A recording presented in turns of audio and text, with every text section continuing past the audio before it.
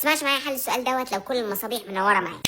في السؤال ده بيقول لك الدائره الموضحه بالشكل المصابيح متماثله، يعني كل مصباح زي التاني، فان الاضاءه تكون. الاضاءه دي خليك فاهم ان هي القدره. مبدئيا انا عندي شكل كوره كده، انا مش فاهم المصابيح متوصله توالي ولا توازي. اول ما اشوف كده الجا لطريقه ايه؟ النقط. تعالى نبدا مع بعض. النقط طالع من البطاريه هبتدي بالنقطه دي واسميها رقم 1. التيار في طريقه النقط بعد ما بيعدي بالنقطه 1 يبتدي يدور على مقاومات يتجزأ عليها تكون طريقها طويل، يعني بدل ما يكون في مقاومه واحده يمشي عليها يكون في مقاومتين. ماشي، ما لقاش المطلوب بتاعه دوت يبتدي يدور على اقل مقاومه، عشان التيار بيحب ايه؟ المقاومه القليله. هنا بالنسبه له في مصباح واحد والناحيه الثانيه في مصباحين، يقدر ياخد المصباحين، بالنسبه له احسن. النقطه دي تبقى 2، اي سلك فاضي هيبقى 2 برضه. الناحيه الثانيه هعدي على مصباح فهيبقى عندي 3. الناحيه دي برضو عديت على سلك فاضي تفضل النقطه 3، لان السلك الفاضي لا يستهلك جهد. فبالتالي لو سلك فاضي النقطه دي 3 فضل مكمل السلك فاضي النقطه دي هتبقى 3، فضل مكمل السلك الفاضي النقطه دي هتبقى 3 برضو، لحد ما يعدي على مصباح النقطه تتغير من 3 مثلا تبقى 4، لان عدت على مقاومه استهلكت جهد. تعال نوزع بقى الارقام بتاعتنا دي. عندي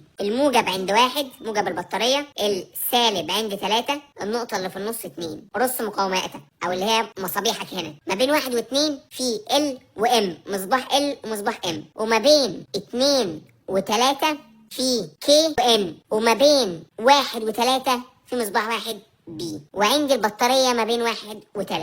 بص بقى معايا عشان نجيب ايه؟ الإضاءة. أنا عندي التيار طالع من هنا هيجي يتجزأ، جزء منه هيروح على الفرع اللي فوق دوت، لأن لو اعتبرنا إن كل مقاومة من دول ار، دي ار ودي ار ودي ار، دول مع بعض بنص ار، دول مع بعض نص ار، نص ار ونص ار يبقى الفرع اللي فوق كله على بعضه ار والفرع اللي تحت على بعضه كله ار. فانا دلوقتي لو هجزأ تيار، الفرع اللي فوق اللي فيه التوازي ده كله هياخد اي، والفرع اللي تحت هياخد اي زيه، والمصابيح دي شبه بعض وواخده متجزأ على نفس التيار. هنا يبقى نص اي وهنا نص اي، ونفس الكلام هنا نص. فبالتالي المصباح دوت زي دوت ودوت زي دوت، اضاءه كي بتساوي ان وال بتساوي ام. طيب اضاءه البي واخد تيار قد اللي واخدينه كل المصابيح اللي فوق دي، فبالتالي الباور بتاعته اكبر باور، لان الباور بيساوي اي تربيع ار، والار بتاعت كلهم ثابته نفس الار. بالتالي الاي بتاعته اكبر من الاي بتاعتهم كلهم، فاضاءته تبقى اكبر من اضاءتهم كلهم، يبقى اكبر واحد هيبقى بي، وبعده كل الباقيين متساويين. الكي بتساوي الان والال بتساوي الام. اهي عندك